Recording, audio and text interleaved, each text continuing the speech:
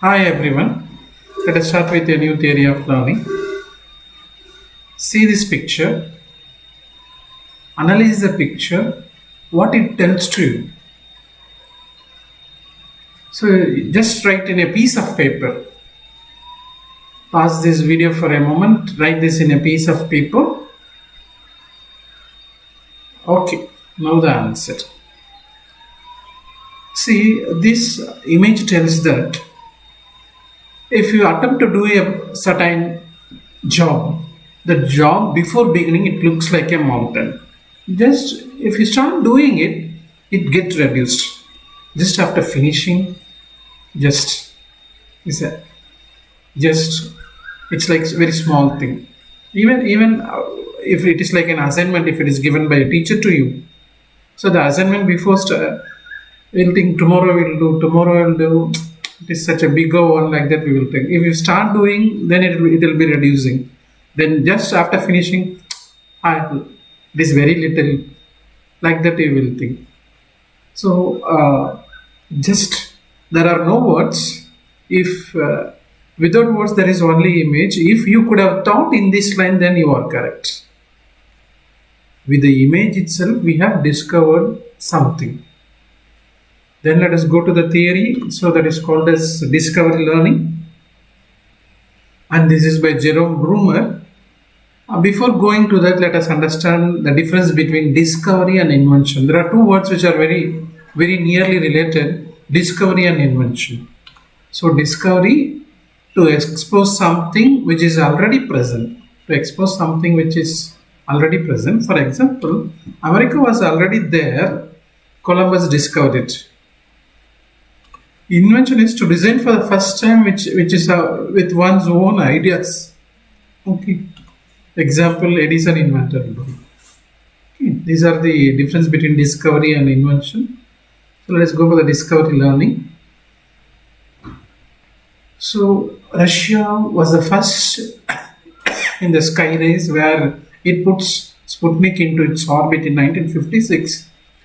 This gave a threat to the America to run for the race.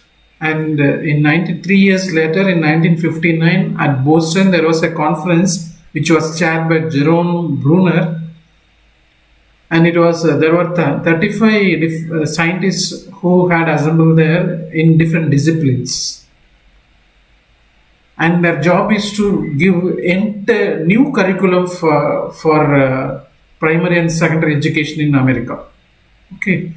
So the learner should be active, and the learner should discover the knowledge, just not a passive learner, just not mugging, just not memorizing. So that was the change. There was a change in the textbooks for the schools across America, and you know the results. Now they are the first in the sky race. So Jerome Bruner, discovery learning. So the famous quote of him is like this: what if any subject can be taught effectively in some intellectually honest form to any child at any stage of development? Okay. So we can teach any subject. We can teach any subject at any stage of a child. Only thing we have to provide, a teacher has to provide a honest approach. That was the So a subject should be structured in such a way that the child should get it, and he follows the constructivist principle by Jean Piaget. Child has to discover its own knowledge, which means that the meaning has to be constructed by the child himself or herself. So he has given the famous three modes of learning: inactive, iconic, and symbolic modes of learning. So we'll take up one by one. So inactive mode is just giving the real. Suppose you want to add 3 plus 3, so we have to give 3 pencils and another set of 3 pencil, add together, now 6 pencil. Then that is inactive mode. This quite resembles Piaget's sensory motor state, touching and okay. Then iconic. So it's with symbols. Instead of giving pencils, 3 plus 3 more pencils. You have to give some symbols so that they can add 3 symbols and 3 more symbols, and they will tell the answer 6. This is from pre-operational stage, which is equivalent to that of Piaget's. And the last, it is symbol. It's with instead of icons, directly you give a symbol, letter 3 for 3, and letter another 3 for instead of giving materials in the inactive stage, instead of giving icons for the second stage, we are giving a letter 3 itself. So 3 plus 3 is equal to 6. Now the child is able to work with the symbols, which means that they are in the formal operational stage. So these modes we can use judiciously in the class, either inactive or iconic or similar, depending upon where the child is. And this is about the our archives of definitions of learning.